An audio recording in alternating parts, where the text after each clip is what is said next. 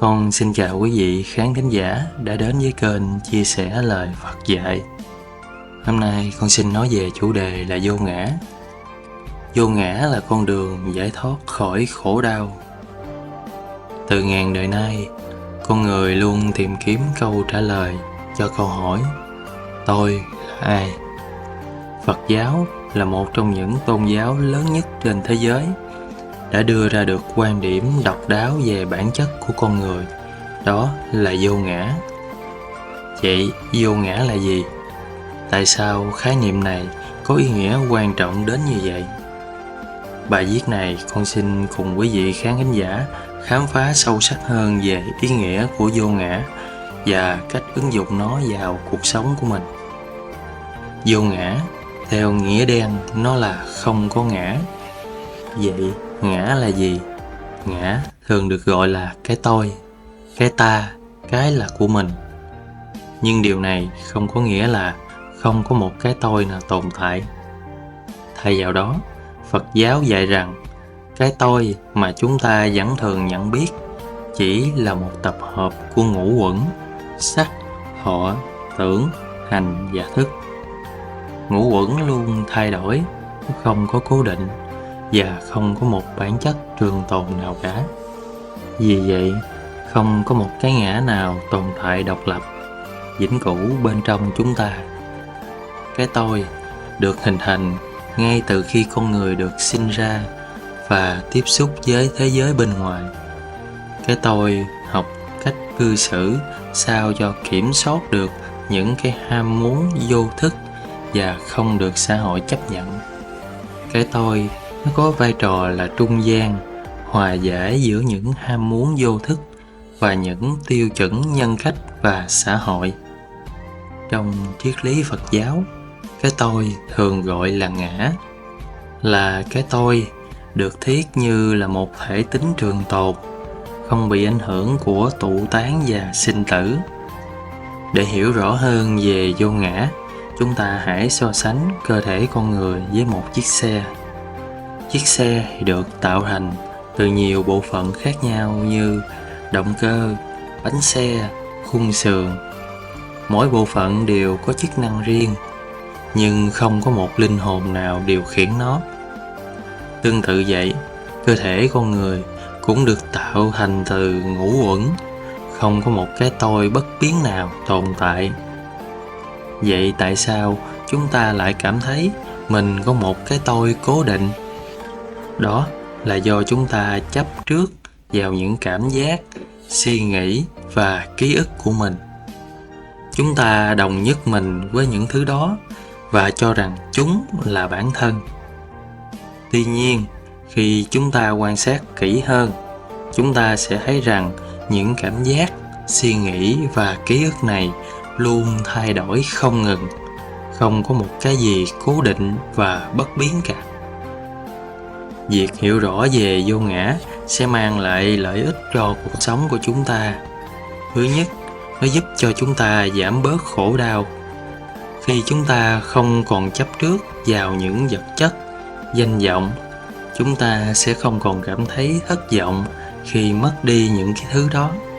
Thứ hai, vô ngã sẽ giúp cho chúng ta cải thiện được các mối quan hệ. Khi chúng ta nhận thức được rằng không có một cái tôi riêng biệt, chúng ta sẽ dễ dàng đồng cảm và tha thứ cho người khác. Thứ ba, vô ngã sẽ giúp cho chúng ta tăng cường lòng từ bi, hiểu được bản chất khổ đau của tất cả chúng sinh. Chúng ta sẽ phát lòng từ bi, giúp đỡ những người xung quanh.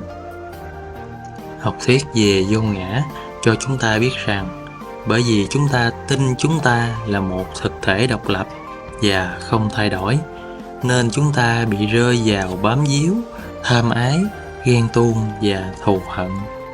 Từ đó gây ra bất hạnh và khổ đau. Ví dụ như cái xe của tôi, cái nhà của tôi, thân thể của tôi, vợ con của tôi.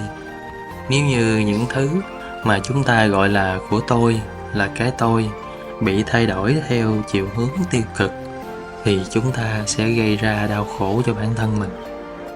Bằng cách là chúng ta phải nhận ra rằng chúng xuất hiện và biến mất như thế nào trong dòng luân hồi sinh tử này. Trong cuộc đời của một cá nhân, chúng ta có một cái nhìn sâu sắc về tứ diệu đế và nói với chính mình về sự tồn tại của mình. Hành động đi chùa, lễ Phật, làm công quả, phóng sinh hay từ thiện của các bạn đều xuất phát từ lòng tôn kính Phật, từ lòng từ bi đối với tất cả chúng sinh, hay là niềm mong cầu bình an và hạnh phúc cho gia đình và bản thân của bạn. Một khi chúng ta còn chấp vào cái tôi, chúng ta sẽ còn chịu ảnh hưởng bởi các tác động của bên ngoài. Vô ngã còn có nghĩa là phủ nhận một ngã thể thường hằng ở cấp độ vi mô lẫn vĩ mô. Trong cuốn sách Những gì Đức Phật giảng dạy, nhà nghiên cứu Phật giáo nguyên thủy Wabola Rahula nói, theo lời dạy của Đức Phật, ý tưởng về một bản ngã là một niềm tin tưởng tượng, giả tạo không có thực tại tương ứng. Nó tạo ra những tư tưởng độc hại về bản thân, ích kỷ, tham ái, thù hận, bệnh hoạn và các phiền não, tạp chất và các vấn đề khác. Đó là về bản ngã.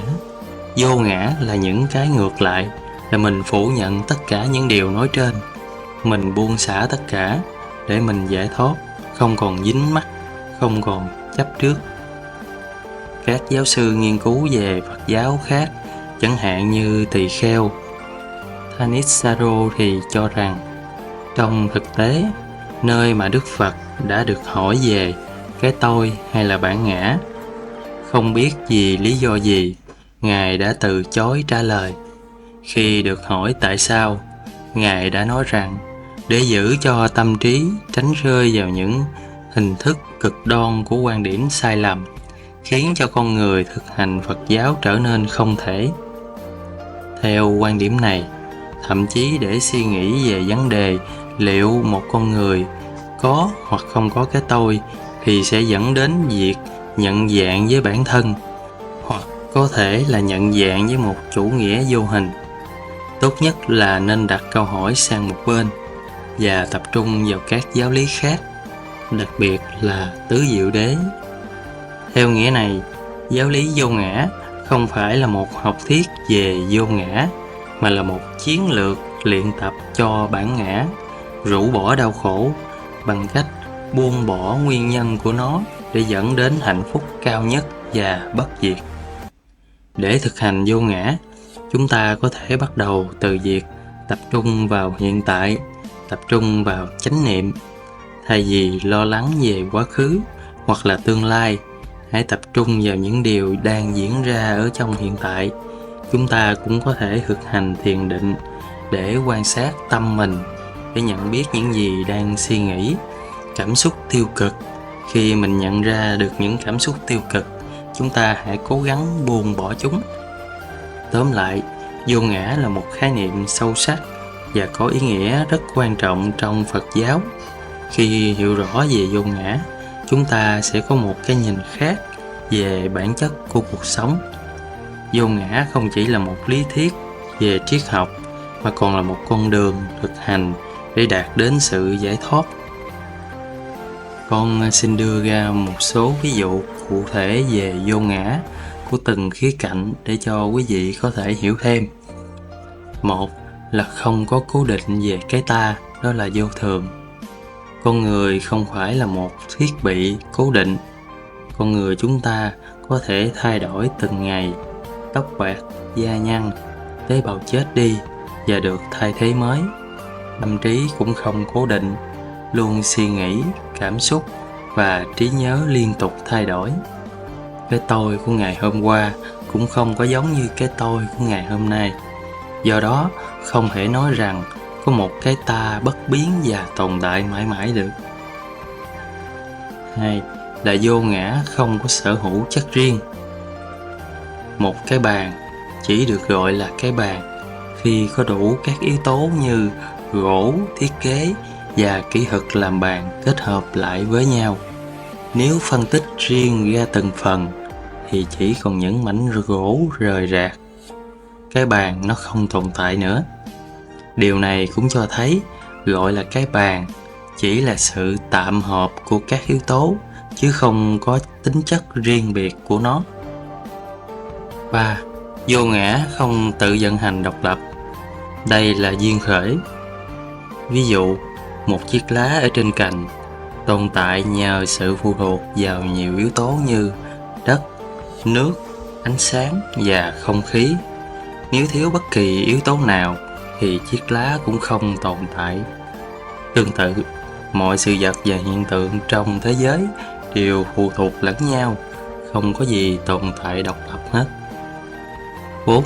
Cảm giác không phải là của ta. Ví dụ như bị đau răng, người ta thường nói tôi đau răng. Nhưng nếu mình suy xét kỹ, cảm giác đau cũng chỉ là một phần của phản ứng sinh học do dây thần kinh bị kích thích, không phải là của bản chất thật sự của bạn. Cảm giác đau nó không tồn tại mãi, nó đến rồi nó đi, giống như những hiện tượng khác. 5. Tư tưởng không phải là của ta. Ví dụ như quan điểm hay là sở thích của bạn đều thay đổi theo thời gian. Khi bạn nhỏ, bạn vẫn có thể thích món đồ chơi, nhưng lớn, bạn có thể thích đọc sách. Nếu tư tưởng là bạn, thì tại sao chúng lại thay đổi? Điều này chứng minh rằng tư tưởng chỉ là một phần của tâm trí, chứ không phải là chất cố định của ta. 6. Hành động không thuộc về ta. Ví dụ như khi bạn đang chạy bộ, bạn có thể hoạt động sự hợp nhất của các cơ bắp, hô hấp và ý thức. Tuy nhiên, hành động chạy đó nó không tồn tại vĩnh viễn. Khi bạn dừng lại, hành động cũng chấm dứt. Vì vậy, hành động này không phải là bản chất cố định của bạn. 7. Ý thức không phải là ta. Ví dụ, trong một giấc mơ, ý thức hoạt động như là không thật. Ý thức biến đổi liên tục giữa tỉnh, giữa giấc ngủ và thiền định. Không có trạng thái cố định nào là ta hết. 8. Tính liên tục chỉ là ảo tưởng. Ví dụ, một dòng sông thì chảy liên tục, nhưng nước trong dòng sông thì luôn thay đổi. Tương tự, con người nhìn thấy mình liên tục, nhưng thực tế, từng tế bào, từng suy nghĩ và cảm giác đều thay đổi không ngừng. 9.